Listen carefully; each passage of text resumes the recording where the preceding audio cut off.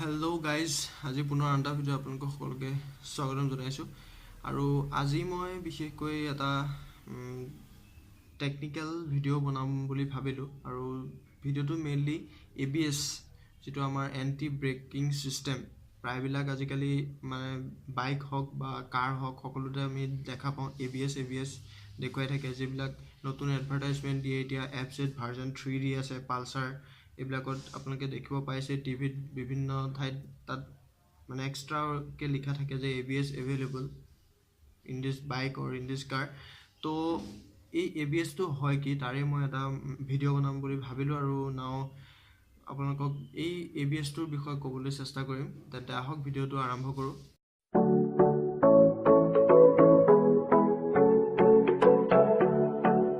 তো এই ABSৰ যিটো ফুল মিনিং, এই ABSৰ ফুল মিনিং হৈছে এণ্টি লক ব্ৰেকিং ছিষ্টেম। আৰু ই এটা বৰ্তমান যিবিলাক মটৰ ভেহিকল সকলোবিলাক হওক, কাৰ হওক বা বাইক হওক, সকলোতে এটা গুৰুত্বপূৰ্ণ প্ৰভাৱ ই পেলাই আছে। বৰ্তমান আপোনালোকে দেখি আছে যে বাইক বা স্কুটি বৰ্তমান দিয়া নাই বাৰু, কাৰ চাৰ এইবিলাকত দি আছে। গতিকে ইয়াক দিয়াৰ মূল কাৰণটো হ'ল আমাৰ ছেফটি ফিচাৰ হিচাপে ইয়াক দিয়া হৈছে। আজিকালি আপোনালোকে মানে প্ৰায়বিলাক বাইকত আপোনালোকে ডিস্ক ব্ৰেক এইটো এভেইলেবলেই হয়, ফ্ৰণ্ট আৰু বেক দুইটাতে আপোনালোকে ডিস্ক পায়।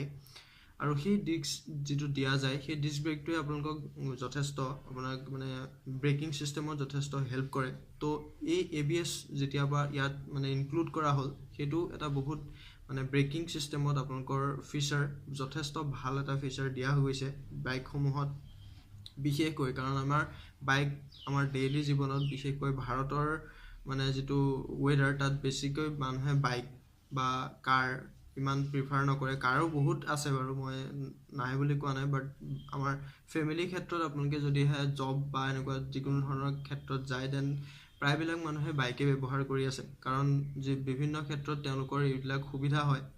চ' এনেকুৱা এটা ক্ষেত্ৰত আমাৰ ABSটো দি পেলাই বহুত ভাল কাম কৰিছে। বিশেষকৈ ABSৰ আচলতে ই কাম কৰে কেনেকৈ, সেইটো মই কৈ দিব বিচাৰিছোঁ যে ABSটো আপোনালোকে এটা, যদিহে আপোনালোকে ডিস্ক ব্ৰেক যদিহে আপোনালোকে ব্যৱহাৰ কৰি পাইছে বাইকসমূহত, তেন্তে আপোনালোকে গম পাব ডিস্ক ব্ৰেকটো আপুনি যদি ডাইৰেক্ট মানে আপোনালোকে ধৰি ৰখি যায়, দেন ই এটা বহুত প্ৰব্লেমৰ সৃষ্টি কৰিব পাৰে।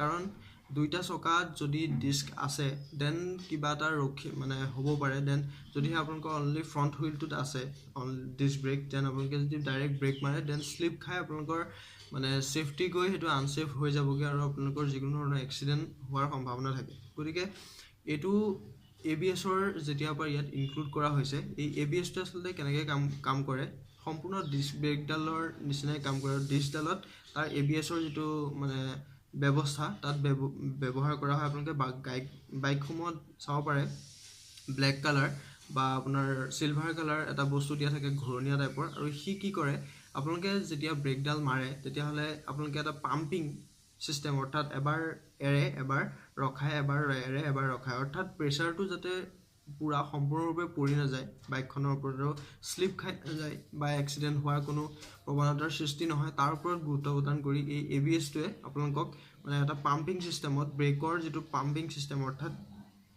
এবাৰ ধৰিব আপোনালোকক, প্ৰেছাৰটো এবাৰ বঢ়াব, ব্ৰেকৰ যিটো প্ৰেছাৰ থাকে সেইটো প্ৰেছাৰটো এবাৰ বঢ়াই দিয়ে আৰু এবাৰ কমাই দিয়ে, আৰু শ্লাইড কমাই দিয়ে, যাতে সম্পূৰ্ণ মানে ব্ৰেকটো সম্পূৰ্ণ পিছল খাই নাযায়। তাৰ ওপৰতো আপোনালোকে সেই ABSটোৱে ধ্যান ৰাখে।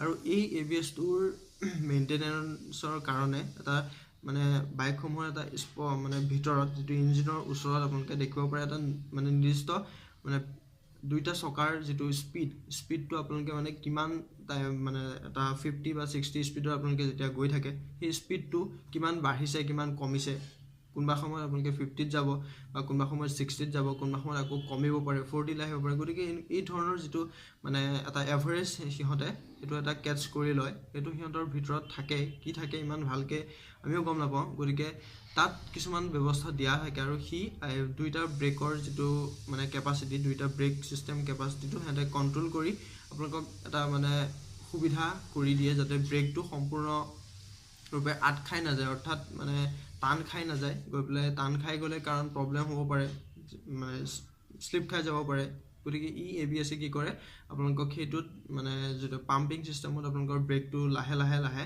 যাতে গাড়ীখন স্লো কৰাত সহায় কৰে গতিকে এইটোৱে হৈছে ABS ৰ মেইন কাম আৰু তাৰ বাহিৰে ABS টো বিশেষ ইমান তেনেকুৱা কাম নাই ইয়াৰ কিছুমান মানে বহুত বেছিকে সুবিধা দিয়া হৈছে ABS টোৰ দ্বাৰা কাৰণ আজিকালি প্ৰায়বিলাক বাইক যিসকলে মানে চলাই থাকে তেওঁলোকে ভাল ভাল বাইক ডিউক হক বা তাতকৈ যদি হায়াৰ বৰ্তমান বাজাজ ডমিনৰ 400cc এনেকুৱা কিবা কিবি বহুত সিসি বাইক মানে হায়াৰ মানে বাইক ওলাই গৈ আছে গতিকে সেই সময়ত এই ABS টো দিয়াৰ পৰা আপোনালোকৰ স্পীডটো কন্ট্ৰোল কৰাৰ ক্ষেত্ৰত বাইক সমূহৰ যে বিশেষকৈ বাইক সমূহৰ কথা মই কিয় কৈ আছো বিশেষকৈ এটা আপোনালোকে গম পাইছে কাৰণ প্ৰায়বিলাক বাইকতে আমাৰ ABS টো সকলোৱে মানে উপলব্ধ কৰি আছে গতিকে যথেষ্ট ভাল হৈছে আৰু আজিলৈ ইমানেই এই ABS টোৰ বিষয়ে মই কম বুলি ভাবিলো তো ভিডিওটো বনালো আশা কৰো আপোনালোকে সকলোৱে বুজি পাইছে আৰু যদিহে কোনবাই কিবা মানে বুজা নাই দেন আৰু আপোনালোকে চাব পাৰে গুগলত গৈ